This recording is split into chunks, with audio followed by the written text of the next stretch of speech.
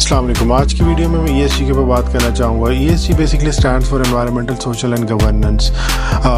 ये जो टर्मिनोलॉजी है ESG की, ये generally for the past 10 years ज़्यादा इवॉल्व होना स्टार्ट हुई है।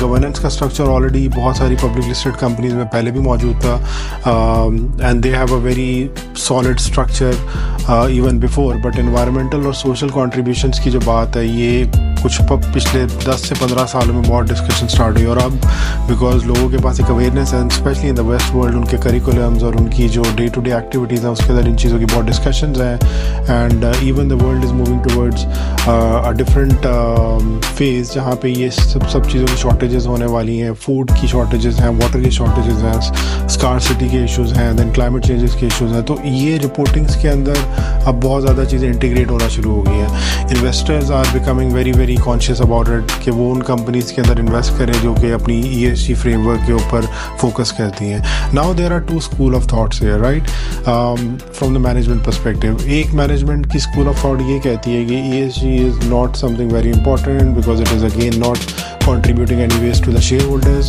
and ESG की जो सिर्फ है it's just a report। और जो दूसरी स्कूल ऑफ थॉट है वो ESG के बारे में बहुत सीरियस है। They are actually making sure कि जो उनकी डेली की प्रैक्टिसेस हैं या जो उनकी कैपेबिलिटीज़ हैं उसको मूव किया जा सके और उसको मोर सस्टेनेबल तरीके से उसको यूज़ किया जा सके। जैसे कि बहुत सारी कंपनीज जो इंडस्ट्रियल सेक्टर के अंदर बेस्ड हैं वो अपने आप को सोलर पे लेके जा रही है, उनकी जो फ्यूल पे रिलायंस है वो ख़त्म हो रही है। और इसी तरीके से जो केमिकल्स या जो सब्सटेंसेस वो यूज़ करते हैं जिनकी इन्वायरमेंट पे नेगेटिव और एडवर्स किस्म की कंट्रीब्यूशन है उसको वो मिनिमाइज़ करते जा रहे हैं, राइट। जो फर्स्ट स्कूल ऑफ थॉट है जो कि थोड़े रिजिड माइंडेड लोग हैं वो लोग कहते हैं कि जी profitability is everything and our goal is to make sure कि हम लोग अपने शेयर होल्डर्स की प्रॉफिटेबिलिटी को इंटैक्ट रखें और उसको मैक्सिमाइज़ करें।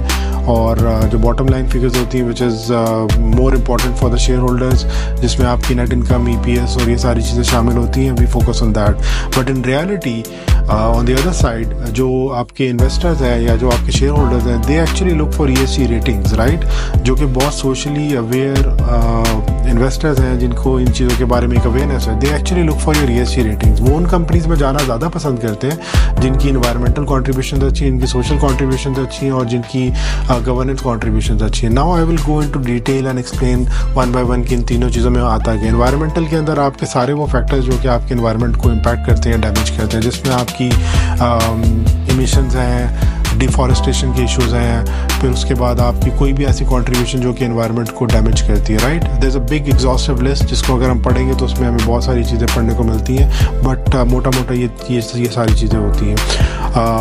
जो जो इस फ्रेमवर्क का सोशल पार्ट है, सोशल के अंदर बेसिकली वो सारी की सारी चीज़ें जो कि आपके लोगों से रिलेटेड है, which is mainly to do with the fair wage rates, gender equality, आपने किसी अंडर लेट्स से एज को एम्प्लॉय नहीं करना and so on and so forth. जो तीसरा गवर्नेंस का स्ट्रक्चर उसमें आपका वही मैनेजमेंट स्ट्रक्चर, इंटरनल कंट्रोल्स, और उसके बाद आपकी जो मैनेजमेंट है वो इंडिपेंडेंट होनी चाहिए, उनको मॉनिटर करने के लिए एंटिटीज़ होनी चाहिए, सो ऑन एंड सो फोर्थ। ये बहुत सारी चीज़ें इसमें आती हैं।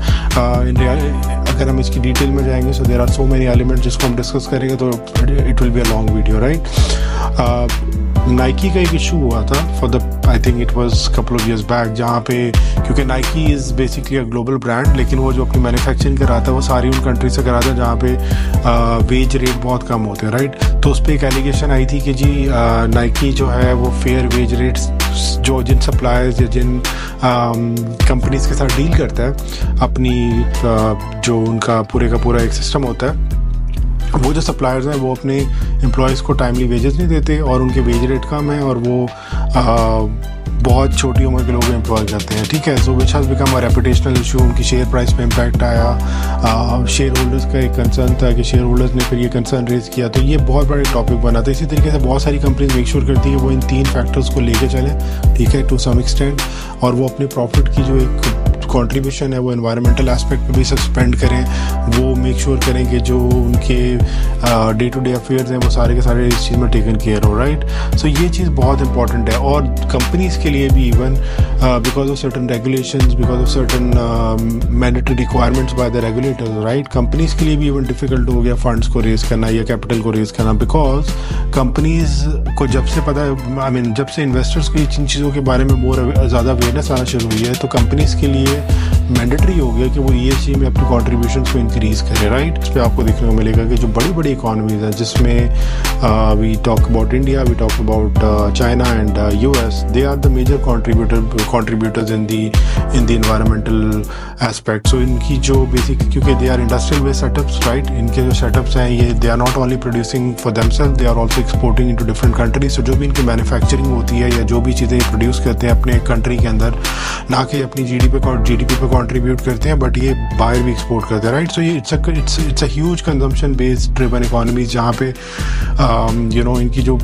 इन्वायरमेंटल इश्यूज़ के अंदर कॉन्ट्रीब्यूशन है वो बहुत ज़्यादा होती जा रही है। सो नाउ ज़रूरत यह है कि अब वो कंपनीज एथिकल प्रोसेस को लेकर सोचती हैं या वो इन चीज़ों को केटर करती हैं और इन चीज़ों के साथ साथ अपनी जो प्रैक्टिस है उनको चेंज करती हैं। अगर तो वो चेंज करती हैं तो they become more socially responsible company and investors would like to contribute into those companies. और वो चाहते हैं कि जो उनकी इन्वेस्टमेंट्स हैं वो उन कंपनीज में हो जो इन 3 फैक्टर्स को फोकस करती हैं, right. This was a very short and brief introduction on this framework, जो कि बहुत ज़्यादा डिस्कस होने वाला फ्रेमवर्क है और लोग इस पर बहुत ज़्यादा आजकल बात भी करते हैं। And I hope you like this, and if you do, please follow and like my video so that I can make more content for you.